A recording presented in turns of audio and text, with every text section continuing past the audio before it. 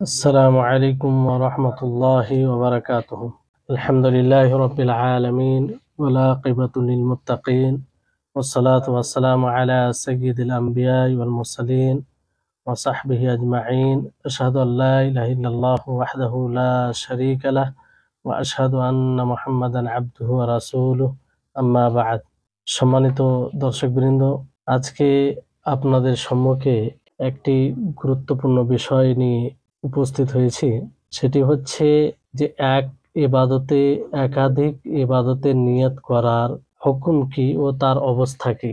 এটি অবশ্যই সকলকে জানা দরকার। অনেক সময় মানুষ এক ইবাদতে একাধিক ইবাদতের নিয়ত করে ফেলে। অনেক সময় তার সঠিক নিয়ত হয়, আবার সঠিক হয় না। আর যদি সঠিক না হয় তাহলে তার ইবাদতই হবে না, সেটা বাতিল হবে। আর যদি সঠিক হয় সেটা অজান্তে হবে। এই বিষয়ে আমাদের সুস্পষ্ট ধারণা থাকা উচিত। এই জন্য এই বিষয়টি ক্লিয়ার করে নেওয়া কিংবা আপনাদের সামনে উপস্থাপন করার প্রয়োজন মনে করলাম। এই ব্যাপারে শেখ সুলাইমান রুহাইলি হাফিজাহুল্লাহ তিনি বলেন যে একাধিক নিয়ত মানে কি। মানে প্রথমে আগে আমরা জেনে নিই যে একটি ইবাদতে একাধিক ইবাদতের নিয়ত, একটি ইবাদতে যে আপনি একাধিক ইবাদতের নিয়ত করবেন, এর অর্থ কি? এর অর্থ হচ্ছে যে আপনি একটি ইবাদত করতে যাচ্ছেন, সেই ইবাদতের নিয়ত তো আছে আপনার, তার সাথে সাথে আরো ওই ইবাদতে অন্য ইবাদতের নিয়ত করা। তো এটা কখন আপনার জন্য সঠিক হবে আর কখন সঠিক হবে না, এই বিষয়ে আমাদের জানতে হবে। তো শেখ সুলাইমান রুহাইলি হাফিজাহুল্লাহ তিনি বলেন যে এর কয়েকটি অবস্থা রয়েছে। প্রথম অবস্থা হচ্ছে যে আপনি যার নিয়ত করবেন, এক ইবাদতে অন্য ইবাদতের যে নিয়ত করবেন, সেই ইবাদতটি যেন এক অপরের পরিপন্থী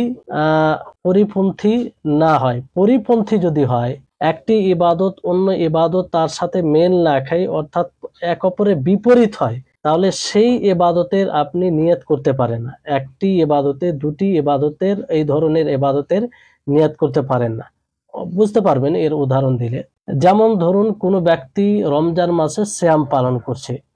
এবার যদি কোনো ব্যক্তি এই রমজান মাসের সিয়াম পালনে বৃহস্পতিবার ও সোমবার কোনো ব্যক্তি রমজান মাসে সিয়াম পালন করছে, এবার তার সাথে কেউ যদি এই নিয়ত করে যে আল্লাহর নবী মুহাম্মদ সাল্লাল্লাহু আলাইহি সাল্লাম প্রতি সোমবার ও বৃহস্পতিবার সিয়াম পালন করতেন, তো সেটাও নিয়ত করে নি, তাহলে দুটোই সিয়াম হয়ে যাবে, রমজান মাসের সিয়াম এবং সাপ্তাহিক যেটা সোমবার এবং বৃহস্পতিবারের সিয়াম।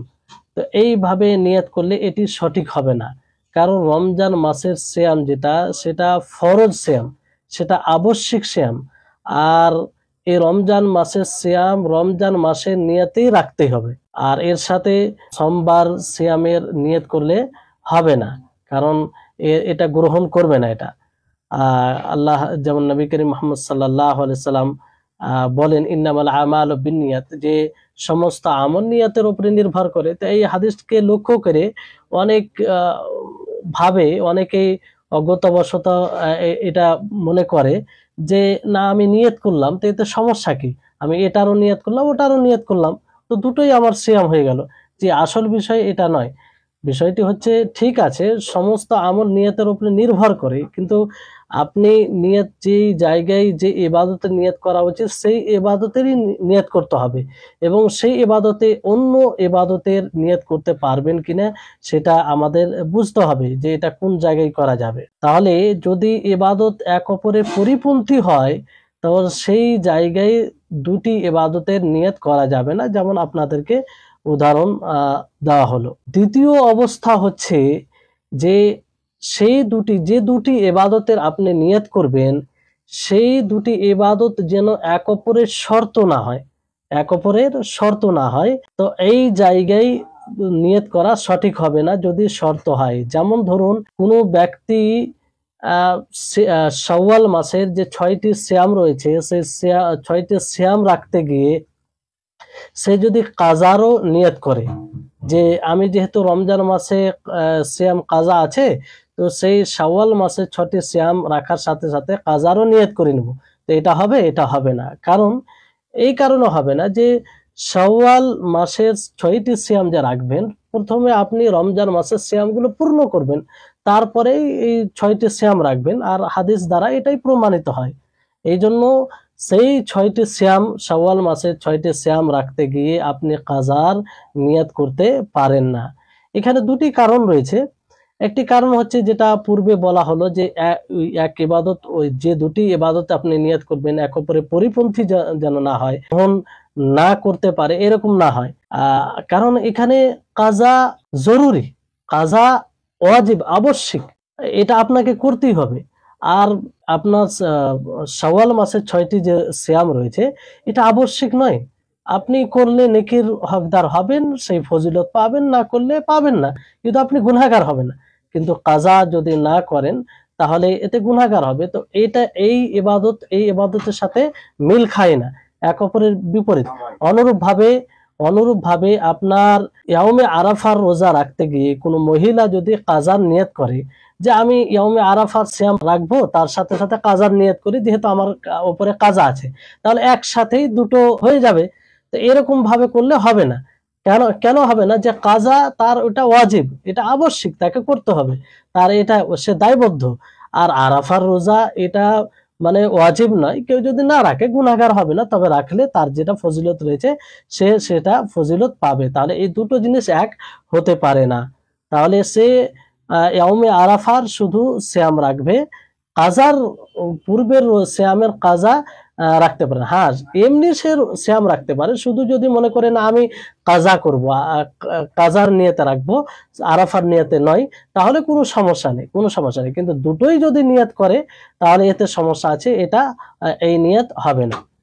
দ্বিতীয় কারণ হচ্ছে যে এই শাওয়াল মাসের 6টি সিয়াম, এটি মানে যদিও দ্বিমত থাকে ওলামায়ে কেরামগণের মাঝে, তবে শর্তের মধ্যে এটা যে প্রথমে রমজান মাসের সিয়ামকে পূর্ণ করে নিতে হবে, রমজান মাসের সিয়ামকে পূর্ণ করে নিতে হবে, তারপরে শাওয়াল মাসের 6টি সিয়াম রাখবে।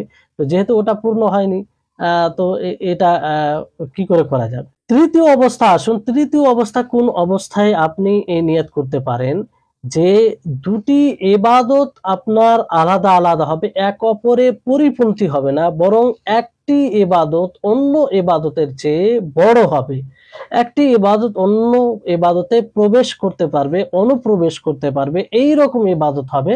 সেখানে দুইটি ইবাদতের নিয়ত করা যাবে, অসুবিধা নেই। কারণ সেখানে আসল যেটা শরীয়তের উদ্দেশ্য সেটা বাস্তবায়ন হয়ে যায় দুটোর মধ্যে একটা করলে, তাতে নিয়ত থাকলেই যথেষ্ট হবে।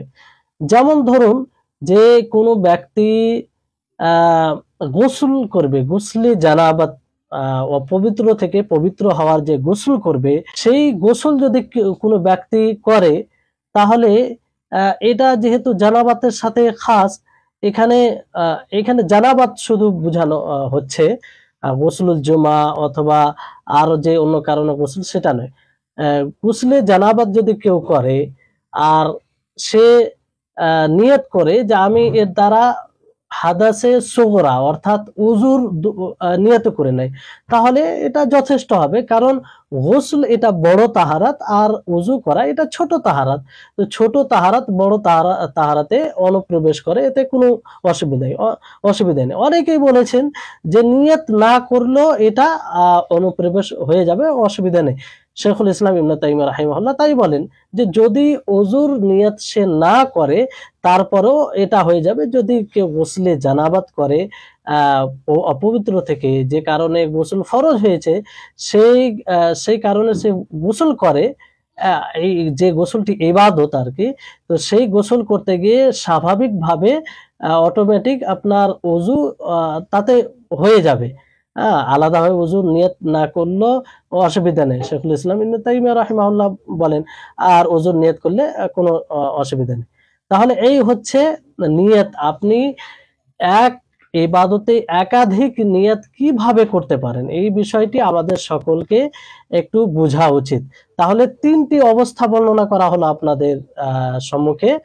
একটি হচ্ছে যে দুই ইবাদত এক অপরের পরিপন্থী যদি হয়, এক অপরকে মানে সহ্য করবে না কিংবা গ্রহণ করতে পারবে না এরকম ইবাদত হয়, তাহলে সেখানে দুই ইবাদতের নিয়ত করা যাবে না। যেমন উদাহরণ আপনাদেরকে দেওয়া হয়েছে যে রমজান মাসের সিয়াম রাখতে গিয়ে কেউ যদি সোমবার সিয়াম রাখতে গিয়ে রমজান মাসে সেই সাপ্তাহিক সিয়ামের নিয়ত করে, তাহলে এটা সঠিক হবে না।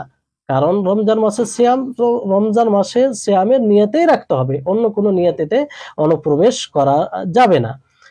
আর দ্বিতীয় হচ্ছে যে যদি এক ইবাদত, যে দুটি ইবাদতের নিয়ত করা হচ্ছে কোন ইবাদতের, সেটি যদি এক অপরের শর্ত থাকে, এক অপরের শর্ত থাকে, তাহলে সেখানে নিয়ত করা যাবে না। যেমন শাওয়াল মাসের 6টি সিয়াম রাখতে গিয়ে কাজার নিয়ত করা, যেটা সঠিক নয়, তার কারণ বলা হলো।